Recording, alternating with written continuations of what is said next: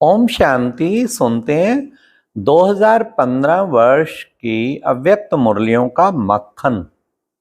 आज की अव्यक्त मुरलियों में बहुत ही सुंदर 11 पॉइंट्स बाबा की 2015 वर्ष की मुरलियां मक्खन। एक एक पॉइंट इतनी शक्तिशाली, पूरे ब्रह्मास्त्र का काम करेगी, अर्थात स्थिति को ऊंचा उठा ले जाएगी।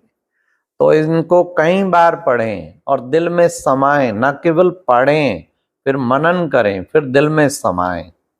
तो सुनते हैं 2015 वर्ष की मुरलियों का मक्खन। नंबर 1, अभी दिल में सभी आत्माओं को यह संकल्प है कि कहां से रोशनी आ रही है। धीरे धीरे इस रोशनी को देख व आप दीपकों को देख खुश भी बहुत हो रहे हैं। मतलब विश्व की आत्माओं की बात बाबा कर रहे हैं कि अब थोड़ा सा ये संकल्प आना शुरू हुआ है कि कहीं से रोशनी आ रही है। धीरे धीरे इस रोशनी को देख, आप दीपकों को देख खुश भी बहुत हो रहे हैं। यह रोशनी चारों ओर फैलनी ही है। हाँ, धीरे धीरे बढ़ती जाएगी, फैलती जाएगी और बाबा की प्रत्यक्षता हो जाएगी। सेकंड, भारत में भारत का पिता गुप्त वेश में आ गए हैं। भारत में भारत का पिता गुप्त वेश में आ गया है। एक गीत है, गुप्त वेश में सतयुग रचने आ गए शिव भगवान, अब तो जाग जाग संतान।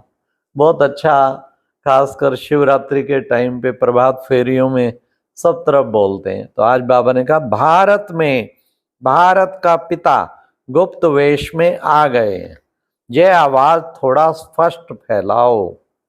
दुख तो बढ़ रहा है, सब तंग तो हैं, लेकिन कहां कहां अल्पकाल का सुख उन्हों को सुला देता है। तो अब सेवा में भी चेक करो किस किस तरफ, किस किस एरिया में करना है।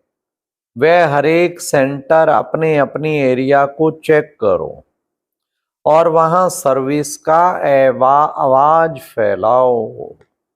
बाबा कहते चारों ओर अभी आवाज फैलना चाहिए कि अभी हमें खुद भी परिवर्तन होना है और विश्व को परिवर्तन करने के कार्य में लगना है। हाँ, तो बाबा कुछ मुरलियों में बाबा बार बार कोई भी एरिया रह ना जाए, कोई भी आत्मा उलाहना ना दे।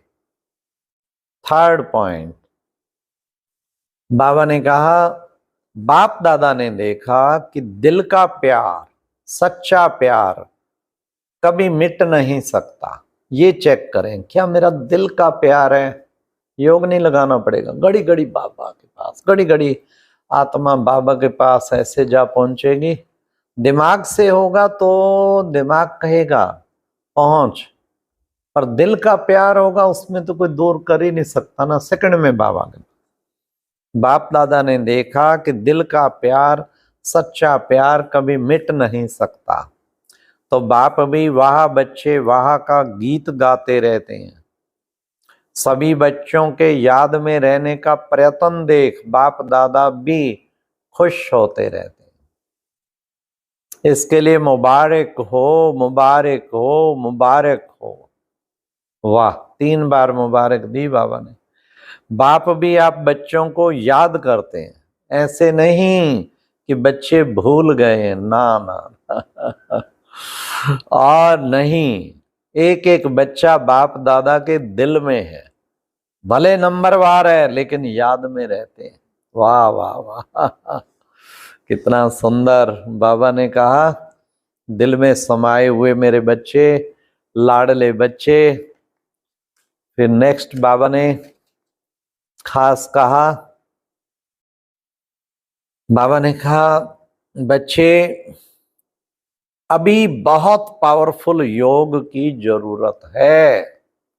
सब तरफ यह बता दो और सब पुरानी बातें मिटा करके एक बाबा के योग से पावरफुल वातावरण बनाओ और नए सेवा के कुछ प्लान बनाओ। जब कुछ सेवा का प्रोग्राम बनता है उसमें अगर अलग अलग हो जाते हैं तो वह सेवा का प्लान सफल नहीं होता है, परंतु संगठन की शक्ति से ही वो सेवा का प्लान सफल होगा।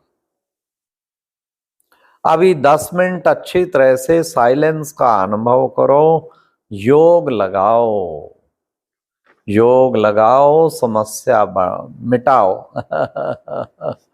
तो बाबा ने कितना सुंदर कहा कि संगठन को भी एक करके रखो और पावरफुल योग की जरूरत है, उससे वातावरण बनेगा। 5th नंबर, बाप दादा बच्चों की वर्तमान ब्राह्मण स्वरूप की महिमा देख रहे हैं। हर एक की महिमा बहुत महान है, क्योंकि सारे कल्प में सबसे भाग्यवान स्वरूप इस समय यह संगम युग के समय का है, और संगम युग के भाग्य को हर एक अनुभव कर रहे हैं। वह संगम युग का वरदानी समय वाह। ठीक है, बाप दादा तो देख रहे हैं, हर एक बच्चा भी अपने भविष्य स्वरूप को जानकर हर्षित हो रहे हैं। तो संगम युग की बाबा कितनी महिमा कर रहे हैं, और हर एक की महिमा बहुत महान है। बाबा कहते भाग्यवान, वो जो भाग्य का स्वरूप जो है सदा सब बच्चों को याद में रखना है। 6th नंबर पॉइंट, अभी हर बच्चे को जैसे आपकी दिल में बाबा समाया है, ऐसे सभी को देख करके सभी के दिल में बाप आ जाए, ये पुरुषार्थ बच्चे भी कर रहे हैं, और बाप बच्चों के पुरुषार्थ को देख करके खुश होते रहते हैं। क्योंकि अब बड़े ध्यान से सुनना, बड़ी जबरदस्त बात बाबा ने कही, क्योंकि जहां बाप है वहां कोई बात आ नहीं सकती, और बाप की दिल में बच्चे, बच्चों के दिल में बाप, ऐसा अनुभव है ना। दिल में अगर बाप अच्छी तरह समा गया ना, और कोई बात आ नहीं सकती, फिर बिल्कुल नहीं आ सकती। दिल में उसको अच्छी तरह समाओ। 7th नंबर पॉइंट, बाबा ने कहा ये मिलन, इस समय का मिलन कितना महान है। सारे कल्प के अंदर अगर महान समय है तो अब है, इसलिए गायन है संगम युग महान युग है। बाप दादा इसी महानता से बच्चों से मिल रहे हैं।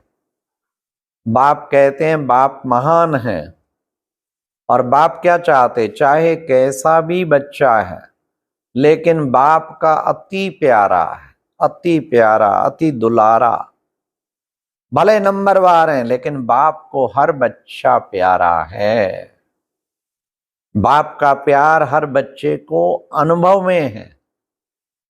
प्यार से क्या कहते हैं, मेरा बाबा, और बाप क्या कहते, एक एक को मेरे बच्चे, एक दो से प्यारे हैं। इतना बाबा बच्चों को प्यार जतला रहे हैं। हाँ, बाबा ने कहा भले नंबरवार हैं फिर भी मेरा अति प्यारा, हर बच्चा अति प्यारा है। हाँ, और प्यार से ही कहते, सब बच्चे भी कहते मेरा बाबा, और बाबा भी कहते फिर मेरे बच्चे हैं, मेरे अति प्यारे बच्चे हैं। तो ये थी 7th पॉइंट। फिर 8th पॉइंट, 8th पॉइंट है बाबा की कि विशेष, बाबा ने कहा कि बच्चे, तुम बच्चे, 8th पॉइंट है बेफिक्र। बेफिक्र का जीवन कितना प्यारा लगता है। बेफिक्र की निशानी क्या दिखाई देती है। हाँ, हर एक के मस्तक में लाइट और आत्मा चमकती हुई दिखाई देती है। यह बेफिक्र जीवन कैसे बनी, यह बेफिक्र जीवन कैसे बनी, बाबा ये देखना चाहते हैं। बाप ने सभी बच्चों के जीवन से फिक्र लेकर फकुर दे दिया। जिनके जीवन में फकुर नहीं, फिक्र है, उनके मस्तक में लाइट नहीं चमकती है, उनके मस्तक में बोझ की रेखाएं देखने में आती हैं। तो बताओ आपको क्या पसंद है, लाइट या बोझ? बाबा ने कहा बेफिक्र की निशानी है, सदा लाइट नजर आनी चाहिए चेहरे पे, बोझ की रेखाएं नहीं। भी क्या हुआ है, बोझ की रेखाएं ना हो। तो ये है बाबा की बेफिक्र वाली जीवन, ऐसा बने। 9th नंबर, बाप दादा ने 3 तख्त के मालिक बनाया है। जानते हो 3 तख्त कौन से हैं? एक तख्त है भ्रकुटी का, यह तो सबको है ही है। दूसरा तख्त है बाप दादा का दिल तख्त, और तीसरा है विश्व का तख्त, राज्य का तख्त। तो आप सबको ये 3 तख्त प्राप्त है ना। सबसे श्रेष्ठ है बाप दादा का दिल तख्त। तो चेक करो तख्त पर रहते हो, क्योंकि बाप दादा के दिल तख्त पर कौन बैठता है? जिसने सदा स्वयं भी बाप दादा को अपने दिल तख्त में बिठाया है, जो सदा श्रेष्ठ स्थिति में मास्टर सर्वशक्तिवान है, ये है दिल तख्त। तो बाबा ने ये कहा 3 तख्त का मालिक।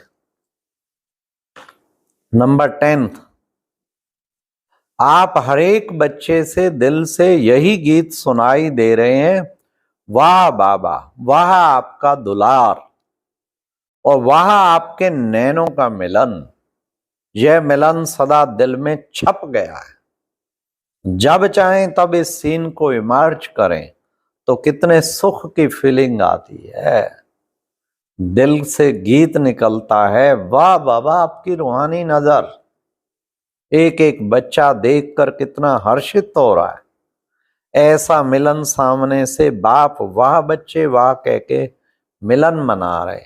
मतलब अव्यक्त मिलन जिन्होंने मिलाया है, वो अगर उस सीन को भी याद करते हैं तो नशा चढ़ जाता है। 11, लास्ट पॉइंट, सभी के मन में बाप और बच्चे का व्यक्ति मिलन क्या होता है अनुभव सभी बच्चों को बाप दादा करा रहे हैं। सभी ने किया ये मिलन, साधारण बात नहीं है। यह मिलन के भाग्य को लेना, यह हरेक को मिलता है, लेकिन मिले हुए भाग्य को अनुभव में लाना, यह अनुभव भले इतने सारे हैं लेकिन रियल में अनुभव करना, यह भाग्य की बात है।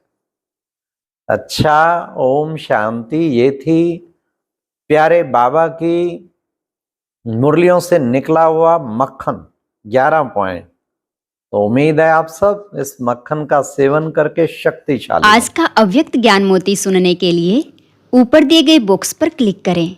अगर बॉक्स दिखाई नहीं दे रहा है तो ऊपर जो कॉर्नर में शो लिखा हुआ है उस पर क्लिक करें।